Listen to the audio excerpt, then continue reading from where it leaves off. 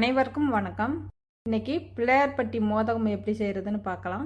பச்சை அரிசி 1 கப், பாசிப்பருப்பு 1/4 கப், ரெண்டையும் ஒன்றா சேர்த்து அலசிட்டு ஒரு 5 நிமிஷம் ஊற வச்சு எடுத்துக்கலாம். 1 கப் அரிசினா 1 கப் வெல்லம், 1/2 கப் தேங்காய் பூ, ஏலக்காய் சுக்குத்தூள், வாசத்துக்கு கொஞ்சமாக நெய்,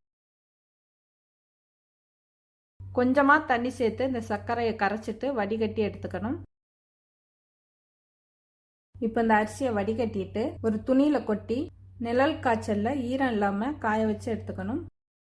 ஈரம் இல்லாமல் உலர்ந்த அப்புறம் மிக்சியில் சேர்த்து மிக்சியை விட்டு சுற்றி இந்த மாதிரி ரவை பதத்துக்கு உடச்சி எடுத்துக்கணும். இப்போ கடாயில் சேர்த்து வறுத்து எடுத்துக்கணும். நல்லா வறுபட்டுருச்சு, எடுத்துடலாம். இப்போ இதை வேக வச்சு எடுத்துக்கணும். 2 கப் அளவு தண்ணி சேர்த்து வேக வச்சு எடுத்துக்கிறேன். மிதமான தீயில வேக விடணும். நல்லா இறுகி வந்ததும் வடிகட்டி வச்சிருக்க வெள்ளை கரைசலை சேர்த்துக்கலாம்.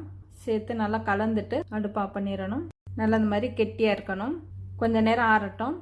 ஆறுனதுக்கப்புறம் ஏலக்காய் சுக்குத்தூள், தேங்காய் பூ, நெய் கொஞ்சம் சேர்த்து நல்லா கலந்து விடணும். இப்போ சின்ன சின்ன மோதகமாக உருட்டி எடுத்துக்கலாம்.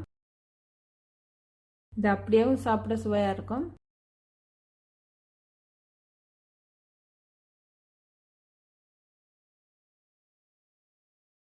இப்போ இதை ஆவியில் வேக வச்சு எடுத்துக்கலாம்.